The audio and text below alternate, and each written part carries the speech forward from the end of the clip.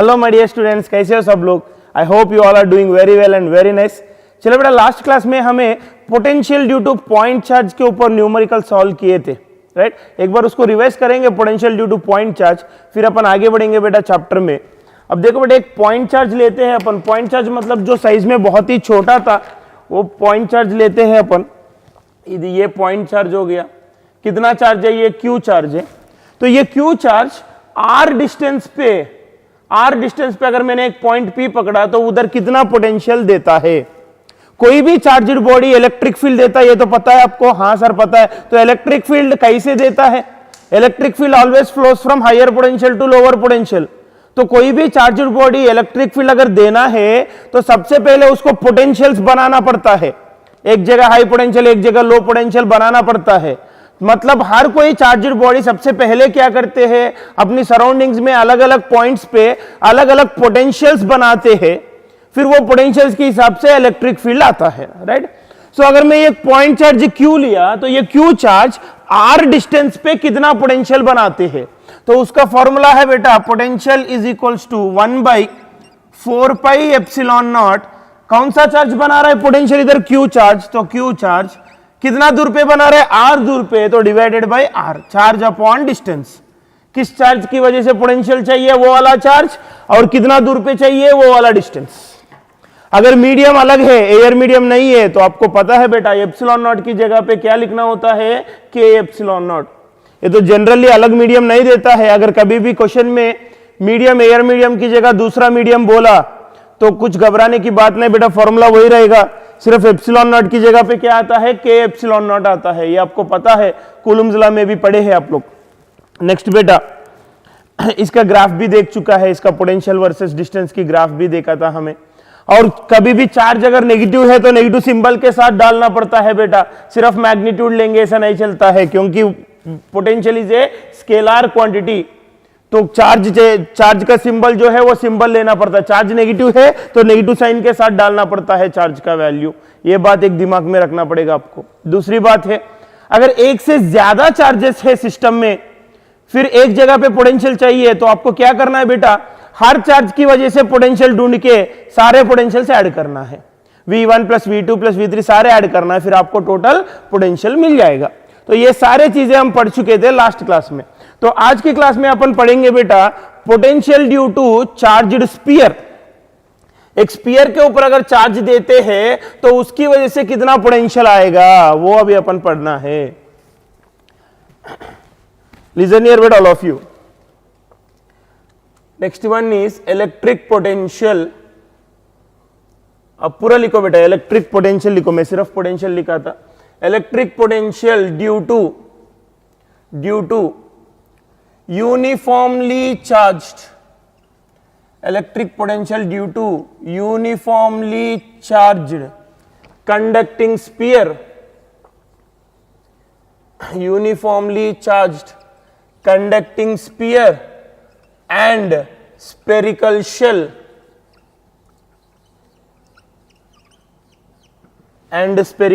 ये side heading है बेटा, थोड़ा लंबा है लेकिन लिखना पड़ेगा। क्या साइड हेडिंग है? Electric potential due to uniformly charged conducting sphere and spherical shell.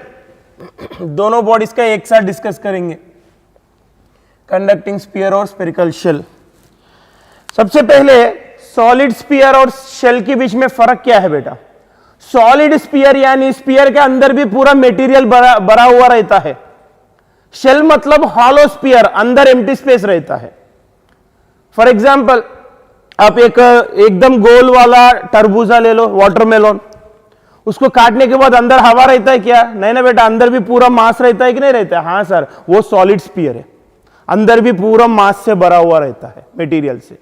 आप एक टेनिस बॉल ले लो बेटा, एक टेनिस बॉल ले लो।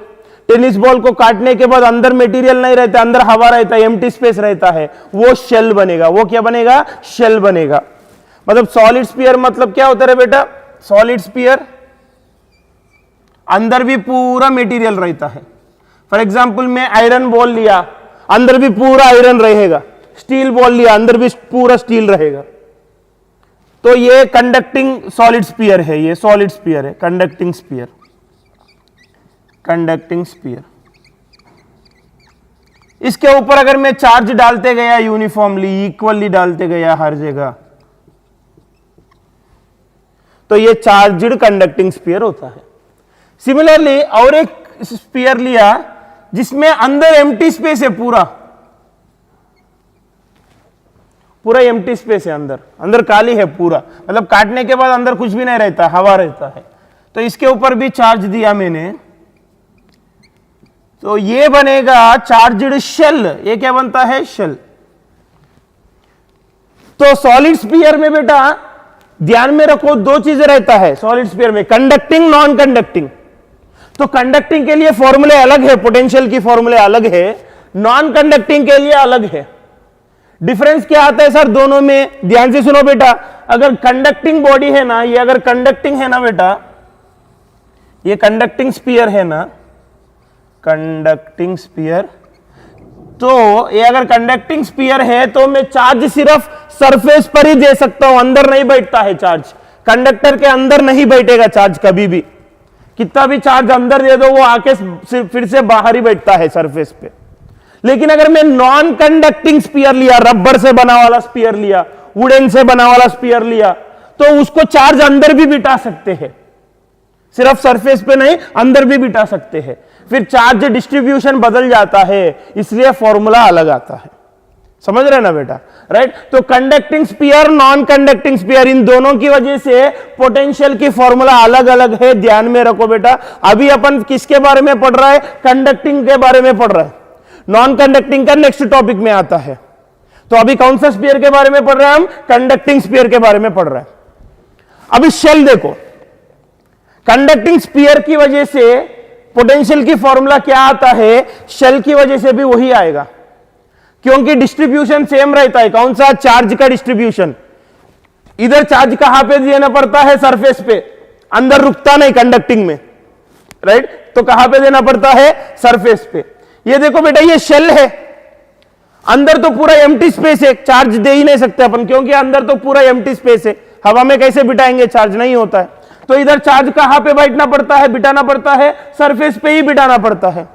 तो इधर भी चार्ज सरफेस पे ही आ रहा है, इधर भी सरफेस पे ही आ रहा है ना, इसलिए ये दोनों भाई भाई, ये दोनों की वजह से फॉर्मूला एकदम सेम रहता है। कंडक्टिंग स्फीयर और स्फेरिकल शेल, दोनों की वजह से फॉर्मूला एकदम सेम टू सेम रहता है। अगर नॉन कंडक्टिंग स्फीयर लेते हैं तो फॉर्मूला बदल जाएगा। फिर बच्चों को डाउट आता है, सर शेल में क्या पकड़ना है? कंडक्टिंग, नॉन कंडक्टिंग, कुछ भी पकड़ो, आंसर सेम रहेगा। लेकिन स्फीयर में कंडक्टिंग का अलग, नॉन कंडक्टिंग का अलग। तो ध्यान से सुनो बेटा, conducting solid sphere, conducting solid sphere और स्फेरिकल शेल, शेल कुछ भी होने दो, conducting, non conducting, spherical shell, इन दोनों की फॉर्मूला सेम रहता है। किस किस का? कंडक्टिंग स्फीयर और spherical shell. Non conducting sphere का अलग रहता है, वो अपन इसके बाद पढ़ेंगे। क्लियर है बेटा? राइट। तो अभी अपन देखेंगे इसकी वजह से कितना आता है पोटेंशियल, वो फॉर्मूला देखेंगे अभी अपन। चलो बेटा, अभी इसका फॉर्मूला डिस्कस करेंगे अपन। कंडक्टिंग स्फीयर की वजह से कितना पोटेंशियल आएगा, शेल की वजह से कितना, दोनों का फॉर्मूला तो एक ही है। तो ये डिस्कस करने से पहले आपको एक छोटा सा मैथमेटिक्स सिखाना है मेरे को, फिर अपन डिस्कस करेंगे। मैथमेटिक्स सुनकर डरने का नहीं बेटा, बहुत सिंपल है, 3rd 4th क्लास बच्चे भी समझेगा, बहुत सिंपल है। ये देखो बेटा, इधर ध्यान से सुनिएगा, मैं आपको एक लॉजिक समझाता हूं बेटा। ये अपना स्फीयर है, ये देखिए बेटा, ये अपना स्फीयर है इधर, this is our sphere. Sphere का रेडियस कितना है? देखो बेटा, स्फीयर का रेडियस कितना है? लेट अस से स्फीयर का रेडियस है कैपिटल आर। स्फीयर का रेडियस क्या है बेटा? Capital R. तो रेडियस कितना है स्फीयर का? कैपिटल आर है बेटा। अभी मैंने एक पॉइंट लूंगा, मान लो स्फीयर के अंदर एक पॉइंट लेता हूं, बाद में स्फीयर की सरफेस पे एक पॉइंट लेता हूं, बाद में स्फीयर के बाहर एक पॉइंट लेता हूं। ध्यान से सुनिए, अभी हम फॉर्मूला पे नहीं जा रहे, बस एक छोटा सा लॉजिक समझा रहा हूं मैं आपको। एक पॉइंट पी लिया था बेटा मैंने, जो स्फीयर के अंदर है, फिर इस पॉइंट पी का डिस्टेंस सेंटर से स्मॉल आर पकड़ रहा हूं मैं। रेडियस क्या है? Capital R. रेडियस क्या है? Capital R. सेंटर से पॉइंट का डिस्टेंस क्या होता है? Small R. Small R is the distance of the point from centre, capital R is the radius. अब देखो बेटा, अगर पॉइंट अंदर है, पॉइंट P अंदर है, तो देखो ये स्मॉल r का वैल्यू जो है, स्मॉल r जो है ये रेडियस से बड़ा दिख रहा है आपको या छोटा दिख रहा है? स्मॉल r, ये लेंथ रेडियस से बड़ा दिख रहा है या छोटा दिख रहा है? छोटा दिख रहा है ना, एकदम क्लियर है ना बेटा, साफ साफ। रेडियस बोले तो इधर से लेकर के इधर तक है, ये सेंटर इधर से लेकर के इधर तक रेडियस है, लेकिन स्मॉल r उतना है क्या? नहीं है, कम है। मतलब जब भी पॉइंट P स्फीयर के अंदर रहता है, फिर उस पॉइंट P का डिस्टेंस जो होता है सेंटर से पॉइंट का डिस्टेंस जो होता है, वो डिस्टेंस रेडियस से भी कम रहता है। ये समझ रहे ना बेटा? आपको ये चीजें समझ के लेना है बेटा, याद रखो। कभी भी जो पॉइंट सवाल में देते हैं, मतलब हमको इधर ढूंढो पोटेंशियल, इधर ढूंढो बोल के ऐसे पॉइंट देता है ना बेटा, वो पॉइंट अगर अंदर है बेटा, तो उसका डिस्टेंस जो है सेंटर से, वो रेडियस से भी छोटा रहेगा उसका डिस्टेंस। ये तो साफ साफ दिख रहा है ना डायग्राम में, रेडियस से भी छोटा है। रेडियस देखो इतना, इधर से लेकर इधर तक इतना होता है रेडियस, लेकिन डिस्टेंस तो उससे कम ही है। मतलब कभी भी हमको सवाल में पॉइंट की डिस्टेंस रेडियस से छोटा दिया, पॉइंट का distance small r is less than capital R, मतलब distance of the point is less than radius. Sir आप तब से पॉइंट बोल रहे, कौन सा पॉइंट है सर? जहां पे हमें पोटेंशियल ढूंढना है, वो वाला पॉइंट बोल रहा हूं मैं। जहां पे हमें पोटेंशियल ढूंढना है, वो वाला पॉइंट जो है, उस पॉइंट की डिस्टेंस स्मॉल r है सेंटर से, और रेडियस कैपिटल R है। तो उस पॉइंट का डिस्टेंस जो है स्मॉल r, वो अगर रेडियस से भी छोटा दिया है क्वेश्चन में, इसका मतलब है पॉइंट स्फीयर के अंदर है। पॉइंट कहां पर है? स्फीयर के अंदर है। जब पॉइंट स्फीयर के अंदर रहता है, तभी स्मॉल r छोटा रहेगा, कैपिटल R बड़ा रहेगा। समझे क्या बेटा? हां सर। अब देखो बेटा, अगर मैं पॉइंट P अंदर नहीं लिया बेटा, सरफेस पर लिया होता, पॉइंट P में सरफेस पर लिया होता, तो स्मॉल r क्या होता है? ये स्मॉल r होता है ना, ये पूरा स्मॉल r यानी क्या है? Distance of the point from centre. Small r क्या है? Distance of the point from centre. Capital R क्या है? स्फीयर का रेडियस। अगर पॉइंट अंदर है तो उसका डिस्टेंस छोटा रहेगा रेडियस से, वो आप लोग देख चुका था। अब पॉइंट को मैंने सरफेस पर लेके आया, फिर सेंटर से सरफेस का डिस्टेंस क्या होता है बेटा? ये डिस्टेंस क्या होता है? ये रेडियस से बराबर होता है कि नहीं होता है? हाँ सर। सेंटर से लेकर के सरफेस तक की डिस्टेंस रेडियस से बराबर होता है कि नहीं? हाँ सर। तो small r will be equal to capital R, यानी distance of the point radius से बराबर हो गया। Distance of the point radius से बराबर हो गया। इसका मतलब पॉइंट कहां पर है? सरफेस पर है। पॉइंट कहां पर है? सरफेस पर है। समझ रहे हैं ना बेटा? अब देखो, ये पॉइंट P को मैं अगर बाहर ले गया, कहां ले गया बेटा? पॉइंट P को अगर मैं बाहर ले गया सीधा, अभी ना अंदर है ना सरफेस है, पॉइंट P बाहर है, इधर का ही तो है। अब मुझे पता है स्मॉल r का मतलब क्या है? स्मॉल r का मतलब क्या है? सेंटर से पॉइंट P का डिस्टेंस है। सेंटर से पॉइंट P का डिस्टेंस है, तो सेंटर से पॉइंट P का डिस्टेंस स्मॉल r है। तो अब देखो बेटा, स्मॉल r कैपिटल R से भी बड़ा है या छोटा है? बोलिए बेटा, बड़ा है या छोटा है? बड़ा है सर, मतलब small r greater than capital R। यानी ध्यान से सुनिएगा बेटा, जब तक पॉइंट अंदर रहता है, जब तक पॉइंट अंदर रहता है, उसका डिस्टेंस जो होता है सेंटर से, यानी स्मॉल r जो होता है, वो रेडियस से भी छोटा रहेगा। यानी जब भी distance of the point radius से भी कम है, इसका मतलब point is inside the sphere. Point is inside the sphere. कौन सा पॉइंट है सर? जहां पे हमें पोटेंशियल ढूंढने को बोलता है, वो वाला पॉइंट। उसका डिस्टेंस अगर रेडियस से भी कम दिया है, इसका मतलब वो पॉइंट कहां पर है? इनसाइड द स्फीयर है। अगर जहां पे हमें पोटेंशियल ढूंढना है, उस पॉइंट की डिस्टेंस रेडियस से बराबर दिया है, इक्वल दिया है, इसका मतलब पॉइंट कहां पर है? सरफेस पर है। कहां पर है? सरफेस पर है। जहां पे हमें पोटेंशियल ढूंढना है, वो वाला पॉइंट का डिस्टेंस अगर रेडियस से भी ज्यादा है, इसका मतलब पॉइंट स्फीयर से बाहर है। पॉइंट स्फीयर से बाहर है, मतलब आउटसाइड है, पॉइंट आउटसाइड। समझे ना बेटा? बहुत सिंपल है बेटा, वेरी सिंपल है। तो कुछ लिखने का नहीं है, बस आपको ये लॉजिक समझा रहा हूं, क्योंकि आगे यूज करते हैं इसको अपन। तो आगे आपको कंफ्यूजन नहीं होना है बोल के पहले एक बार लॉजिक समझा रहा हूं, बहुत सिंपल है। और एक बार रिपीट करता हूं, सुनो बेटा ध्यान से। ये अपना स्पीयर है, ये स्पीयर का रेडियस है कैपिटल आर।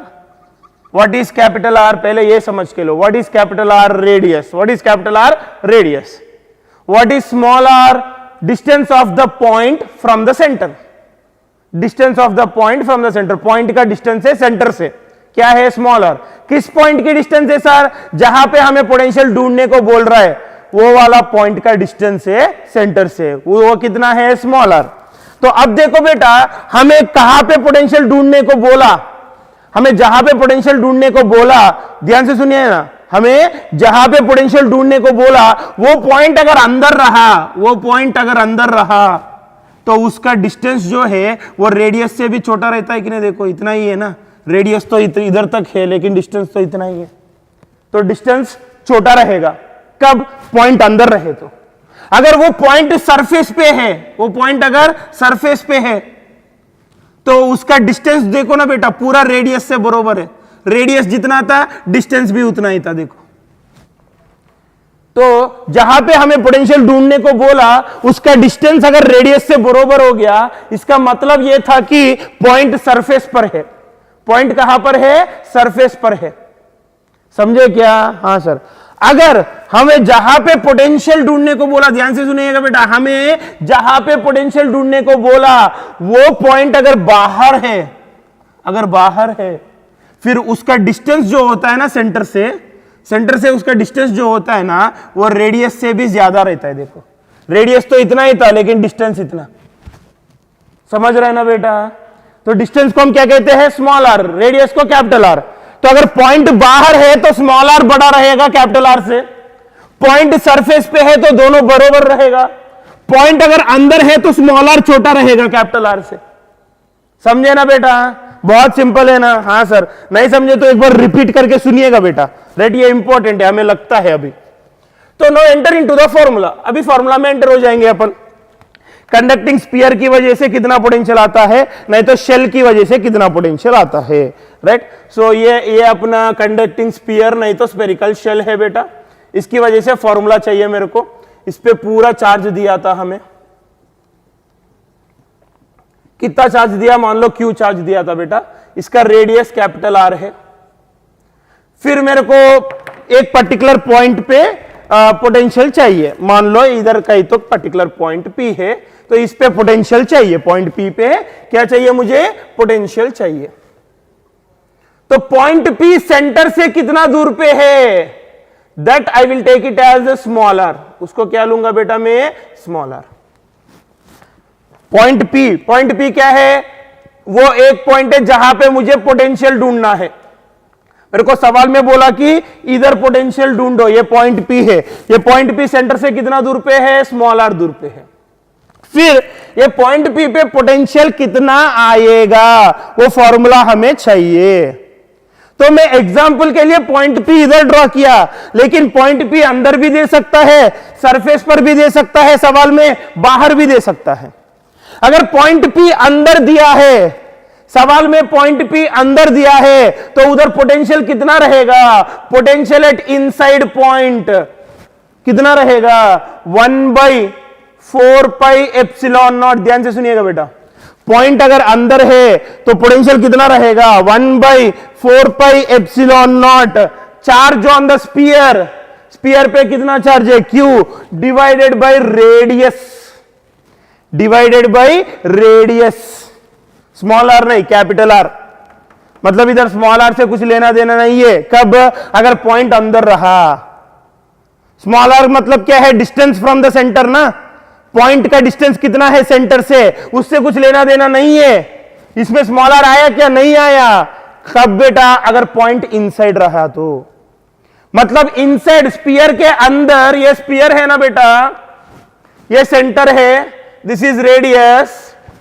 फिर स्पीयर के अंदर पॉइंट आप इधर लो, इधर लो, इधर लो, इधर लो, तो इसका स्मॉल आर अलग अलग आते हैं ना सबका, इधर लो, इधर लो, पास में कहीं पर भी लो, आंसर सेम आता है, पोटेंशियल सेम आता है। कितना आता है, 1/4 4 pi epsilon naught charge upon radius, ये कांस्टेंट है, देखो ना बेटा 1/4 pi epsilon naught fixed value है, charge on the sphere fixed है, रेडियस भी फिक्स्ड है, इसमें बदलने वाला कुछ है क्या?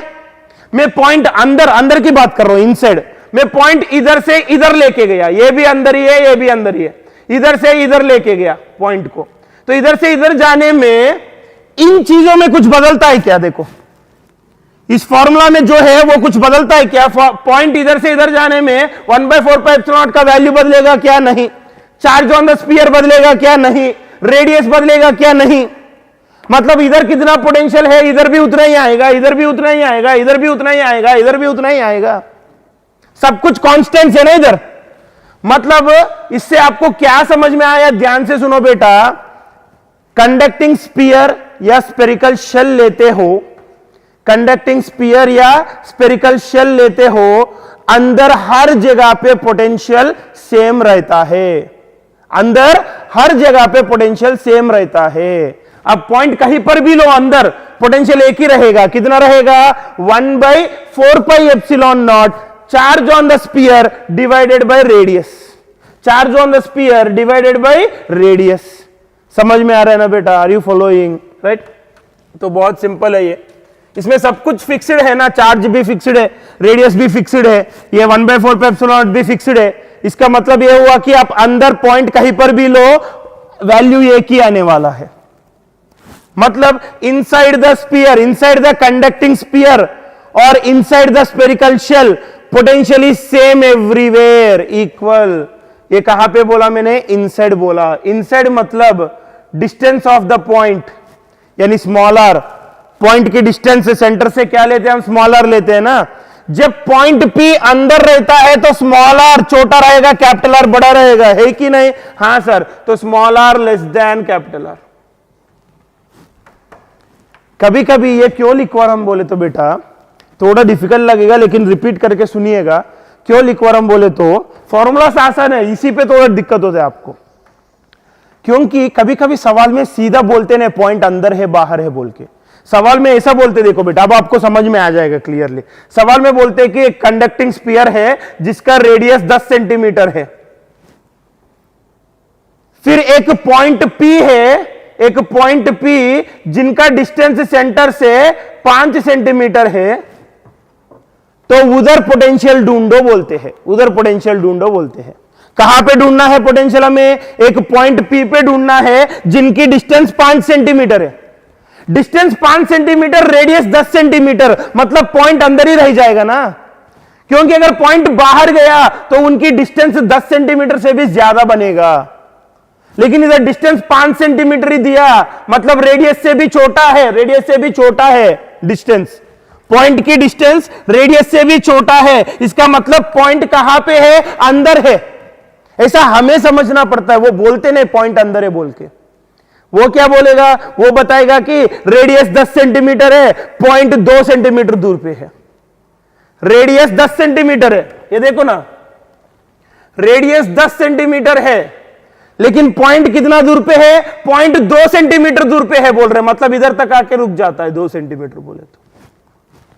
मतलब 2 सेंटीमीटर मतलब 10 से भी छोटा है ना, मतलब पॉइंट कहां पर है? अंदर है। ऐसा हमें समझना पड़ता है। नहीं तो क्वेश्चन में ऐसा बोला रेडियस 10 सेंटीमीटर है, पॉइंट 12 सेंटीमीटर दूर पे है। रेडियस कितना? 10 ही था, पॉइंट 12 सेंटीमीटर दूर पे, मतलब रेडियस से भी ज्यादा, मतलब बाहर चले जाएगा। तो कभी भी डिस्टेंस रेडियस से भी ज्यादा है, मतलब पॉइंट बाहर चले जाएगा। डिस्टेंस रेडियस से छोटा है, मतलब पॉइंट अंदर रहेगा। डिस्टेंस और रेडियस बराबर है, मतलब पॉइंट सरफेस पे रहेगा। तो ये आपको समझना पड़ेगा बेटा। तो अब देखो, listen here all of you. अब हमें पहले इनसाइड पॉइंट के लिए बात किया था। पॉइंट अगर अंदर रहा, अंदर कहीं पर भी पोटेंशियल सेम रहता है कंडक्टिंग स्फीयर या स्फेरिकल शेल के लिए। ध्यान से सुनो बेटा, कंडक्टिंग स्फीयर या स्फेरिकल शेल के लिए अंदर हर जगह पे पोटेंशियल सेम रहेगा। कितना रहेगा? 1/4 pi epsilon naught charge on the sphere divided by radius of the sphere. ये कौन सा पॉइंट के लिए? इनसाइड पॉइंट के लिए। इनसाइड पॉइंट मतलब पॉइंट की डिस्टेंस रेडियस से भी छोटा रहेगा। नेक्स्ट, अगर पॉइंट सरफेस पर है तब भी यही फॉर्मूला है। पॉइंट सरफेस पर है तब भी यही फॉर्मूला है। पॉइंट सरफेस पे है मतलब small r is equal to capital R, यानी पॉइंट की डिस्टेंस रेडियस से इक्वल होता है।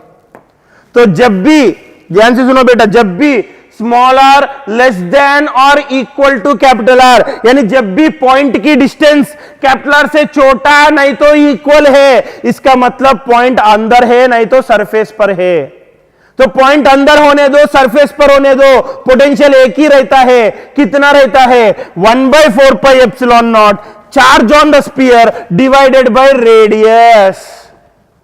समझे क्या? हाँ सर। तो अब मैं जितना पढ़ाया बेटा पूरा एक लाइन में बोलता हूं, ये एक लाइन ध्यान से सुनो। इधर तक आपको भारी पड़ रहा है तो अब मैं एक लाइन जो बोल रहा हूं ना वो ध्यान से सुनो बेटा।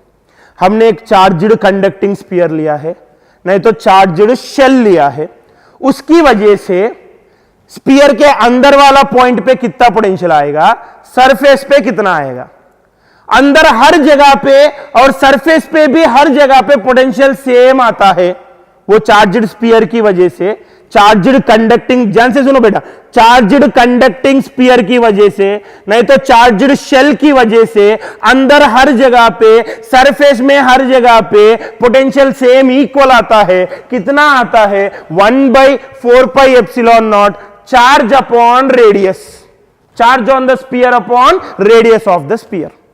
ये याद रखो बेटा, मेरे साथ बोलो बेटा। इनसाइड स्फीयर के अंदर हर जगह पे और सरफेस पे हर जगह पे पोटेंशियल एक ही आता है या अलग अलग आता है? सर एक ही आता है। बोलो बेटा एक ही आता है कि अलग अलग आता है? बोलो आपकी तरफ से, चिल्लाओ रूम में जोर जोर से, कोई बात नहीं।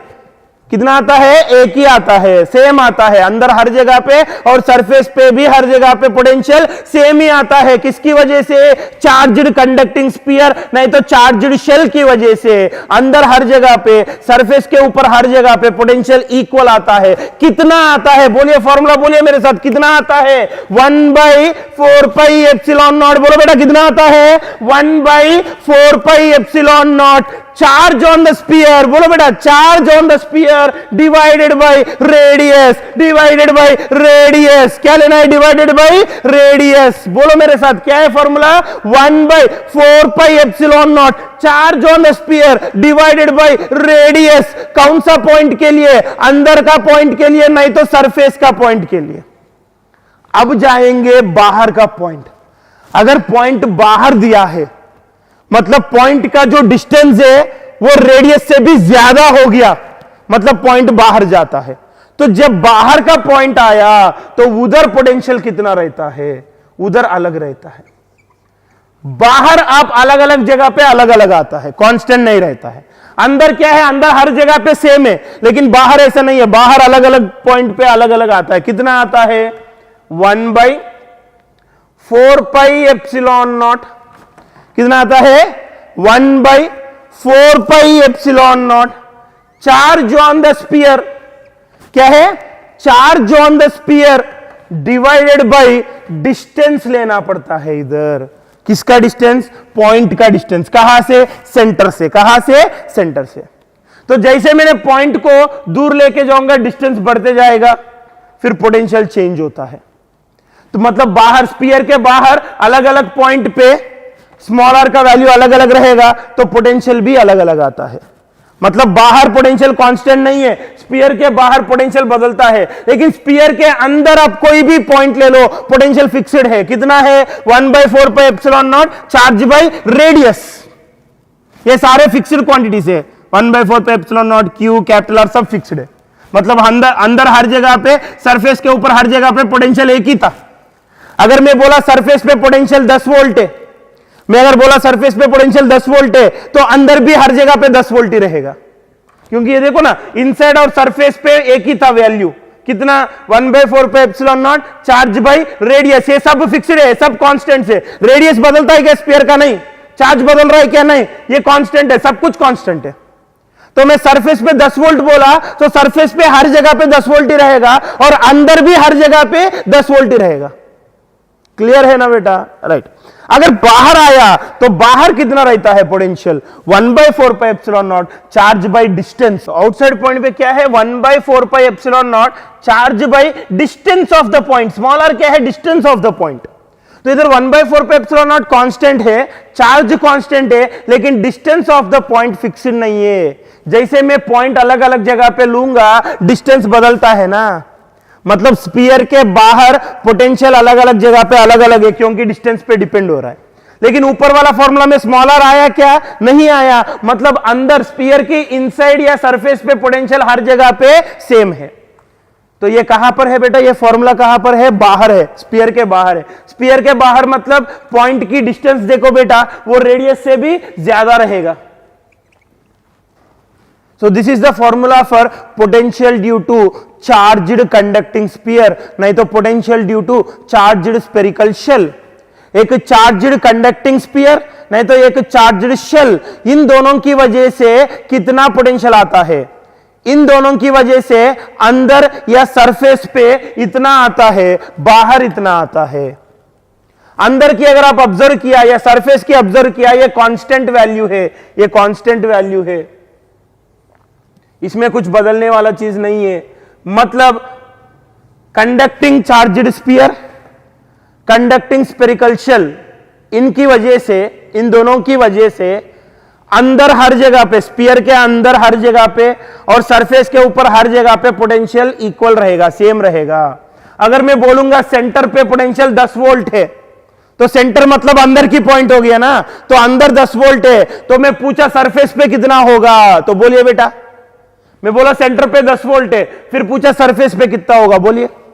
सेंटर मतलब अंदर की पॉइंट हो गया, अंदर की पॉइंट पे 10 वोल्ट बोला, तो सरफेस पर भी 10 वोल्ट ही होगा, क्योंकि इनसाइड या सरफेस पे हर जगह पे पोटेंशियल सेम रहेगा। कितना रहेगा? 1/4 pi epsilon naught charge on the sphere divided by radius. समझे क्या बेटा? सिंपल है, बहुत सिंपल है बेटा, राइट। कंडक्टिंग स्फीयर नहीं तो स्फेरिकल शेल अगर लेते हैं, फिर उसकी वजह से अंदर या सरफेस पे इतना पोटेंशियल आएगा, बाहर इतना पोटेंशियल आएगा। तो कभी भी सवाल में पॉइंट अंदर दिया या सरफेस पे दिया तो ये यूज करना है फॉर्मूला, पॉइंट अगर बाहर दिया तो ये फॉर्मूला यूज करना है पोटेंशियल ढूंढने के लिए, बस इतना ही है, ज्यादा कुछ नहीं। कंडक्टिंग स्फीयर है नहीं तो स्फेरिकल शेल है जिन पे चार्ज डाला था, फिर उसकी वजह से पोटेंशियल पूछा है। उसकी वजह से क्या पूछा है? पोटेंशियल पूछा है। कहां पर पूछा पोटेंशियल? अंदर पूछा या सरफेस पे पूछा, तो ये फॉर्मूला। बाहर पूछा, स्फीयर के बाहर पूछा, तो ये फॉर्मूला। बस चलो नोट डाउन करो बेटा पूरा अच्छे से फटाफट, फिर इसका ग्राफ बनाएंगे अपन।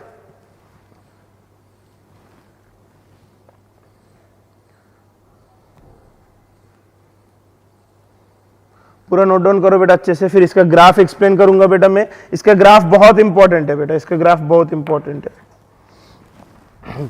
अब देखो ध्यान से सुनिएगा बेटा, इसका ग्राफ कैसे बनाना है, बहुत सिंपल है। फॉर्मूले को ही यूज करेंगे अपन।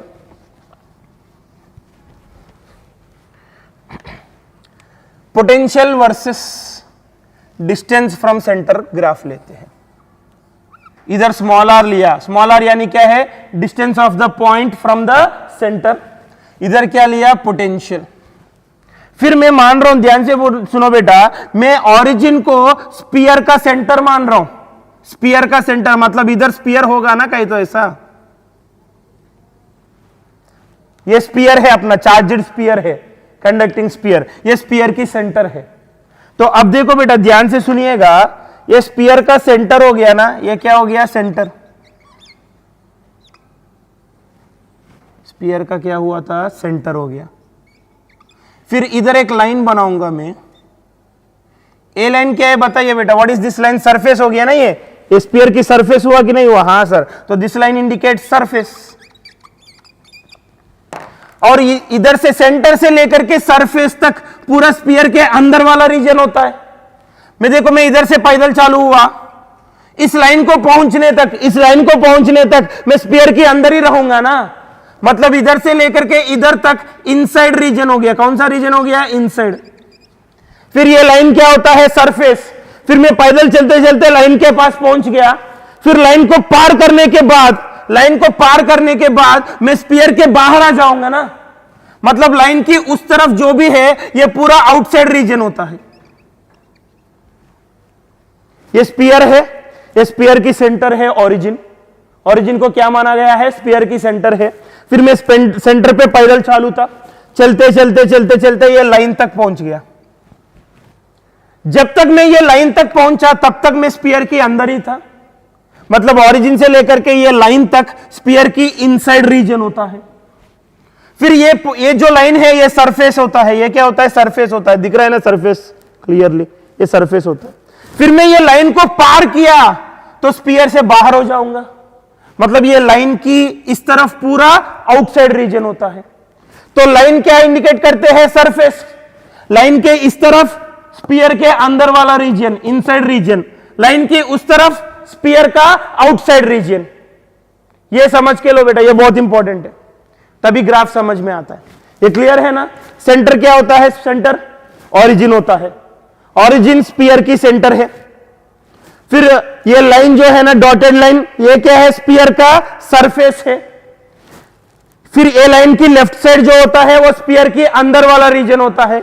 ये लाइन की राइट साइड जो है वो स्फीयर की बाहर वाला रीजन होता है, आउटसाइड। अब आपको समझाने के लिए स्फीयर ड्रॉ किया बेटा मैंने, अब ये स्फीयर को इरेज कर रहा हूं मैं, देखो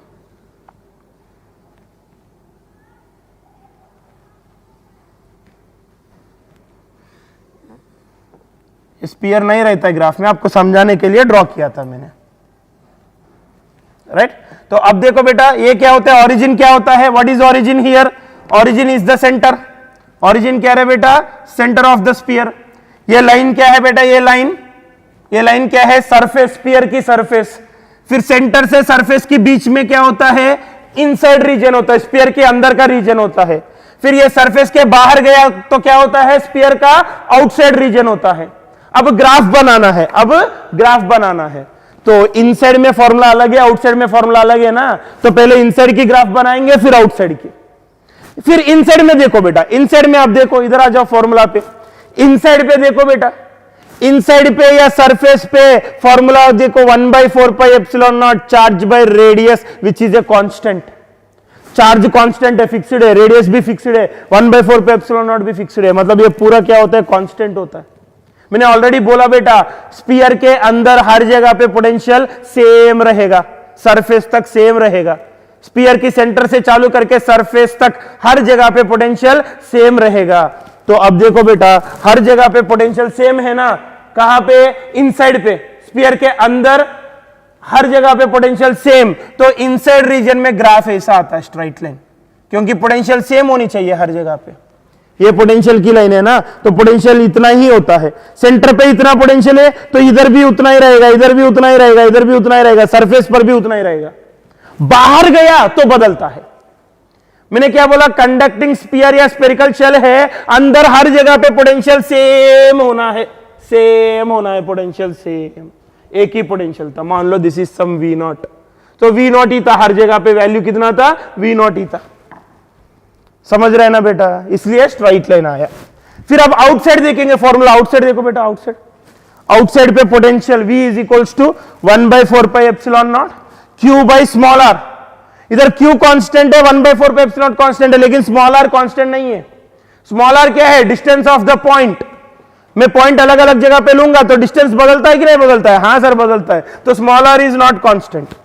तो अब देखो V और स्मॉल r कैसे इनवर्सली प्रोपोर्शनल है ना, नीचे है ना स्मॉल r, तो कैसे है, इनवर्सली प्रोपोर्शनल है। तो ग्राफ कैसे आता है देखो ना बेटा, इधर देखो ग्राफ किसके बीच में ड्रॉ कर रहा हूं, V और स्मॉल r के बीच में। तो रिलेशन क्या मिला आउटसाइड में, आउटसाइड की फॉर्मूला में रिलेशन क्या मिला, इनवर्सली रिलेशन मिला ना। तो ग्राफ ऐसा आता है बेटा, इनवर्सली बोले तो ऐसा। ये पैरेलल होना है दोनों, फाइनली दोनों लाइन पैरेलल बननी चाहिए, टच नहीं करना है बेटा, पैरेलल बनना है। तो इधर इस रीजन में, ये आउटसाइड रीजन में potential is inversely proportional to small r ना, इसलिए ग्राफ ऐसा आया। इनसाइड रीजन में स्मॉल r पे डिपेंड ही नहीं होता, देखो ना इनसाइड की फॉर्मूला में स्मॉल r आया क्या, नहीं आया, स्मॉल r पे डिपेंड ही नहीं होता है। इसका मतलब line is constant, straight line होनी चाहिए, पोटेंशियल इज कांस्टेंट। तो देखो ना बेटा अंदर ये इनसाइड रीजन है, देखो ना ये इनसाइड रीजन है, ये देखो ना इधर ये इनसाइड रीजन है, स्फीयर के अंदर वाला रीजन है। तो स्फीयर के अंदर पोटेंशियल कांस्टेंट रहेगा, हर जगह सेम रहेगा। स्फीयर की बाहर आया, ये आउटसाइड रीजन है, स्फीयर की बाहर आया तो आउटसाइड रीजन में potential and small r inversely proportional है, पोटेंशियल और स्मॉल r दोनों इनवर्सली प्रोपोर्शनल है। तो ग्राफ ऐसा आता है। मैंने चार्ज पॉजिटिव पकड़ के ये ग्राफ ड्रॉ किया है बेटा, अगर चार्ज नेगेटिव है तो ये पूरा ग्राफ ऐसा नीचे की तरफ पलटता है, ये पूरा का पूरा ग्राफ ऐसा नीचे पलट जाता है, जैसे आप लोग ग्रेविटेशन में ड्रॉ करते हैं, इधर इधर ऐसा आता है। ये देखो बेटा, अब ड्रॉ करने की जरूरत नहीं, बस बता रहा हूं, ऐसा आएगा। अगर चार्ज पॉजिटिव है स्फीयर पे तो ऐसा ग्राफ आता है ना, अभी ड्रॉ किया हमने। तो चार्ज अगर नेगेटिव है तो इसको पूरा ऐसा पलटाना 180 डिग्री बस। तो कभी भी मैं चार्ज पॉजिटिव के लिए ड्रॉ करूंगा बेटा, क्वेश्चन में अगर चार्ज नेगेटिव बोला तो उसी ग्राफ को नीचे की तरफ पलटाना, ऐसा 180 डिग्री पलटाना पड़ेगा। तो क्लियर है ना बेटा? चलो नोट डाउन कीजिएगा ग्राफ। चलो, तो ग्राफ्स आपको थोड़ा कभी कभी दिक्कत होते होंगे, राइट? तो कोई बात नहीं बेटा, रिपीट करके सुनिएगा, समझ में आ जाते हैं। कुछ नहीं, अंदर हर जगह पोटेंशियल सेम है तो अंदर के रीजन में स्ट्राइट लाइन, बाहर जो है पोटेंशियल स्मॉल आर से इनवर्सली रिलेशन है तो नीचे आ जाता है ऐसा। समझ रहे हैं ना बेटा? तो बहुत सिंपल है। तो ये फॉर्मूला, ये ग्राफ है बेटा। एक कंडक्टिंग स्फीयर है जिन पे चार्ज डाला, नहीं तो एक स्फेरिकल शेल है जिन पे चार्ज डाला, उसकी वजह से अंदर हर जगह पे और सरफेस पे पोटेंशियल सेम रहेगा। कितना रहेगा? 1/4πε0 charge by radius, charge by radius. अगर बाहर चाहिए पोटेंशियल, मुझे स्फीयर से बाहर चाहिए, तो पोटेंशियल होता है 1/4πε0 charge by distance, small R, charge by distance. तो ये दोनों याद रखने का और ग्राफ याद रखने का बेटा, बहुत सिंपल है। इस पे आपको क्वेश्चन यही आता है बेटा, एक तो फॉर्मूला पूछा जाएगा, नहीं तो ग्राफ पूछा जाएगा। ज्यादा डिफिकल्ट नहीं रहते क्वेश्चन इस पे, बस आपको फॉर्मूला और ग्राफ याद रखना है। एक तो फॉर्मूला पूछेगा, नहीं तो ग्राफ पूछेगा। लास्ट ईयर ग्राफ पूछा, ये ग्राफ, समझे ना बेटा? चलो, तो आई hope you have enjoyed today session. कुछ एक आध पार्ट डिफिकल्ट लगा तो रिपीट करके सुनिएगा बेटा, समझ में आ जाएगा, राइट? तो अपन मिलेंगे नेक्स्ट क्लास में नॉन कंडक्टिंग स्फीयर लेके। Till then stay home, stay safe, practice physics very well. Thank you very much. जपली उत्तम निकालाची कायम परंपरा, जपली उत्तम निकालाची कायम परंपरा। RCC म्हणजे युगानुयुगे उत्तुंग यशोधारा।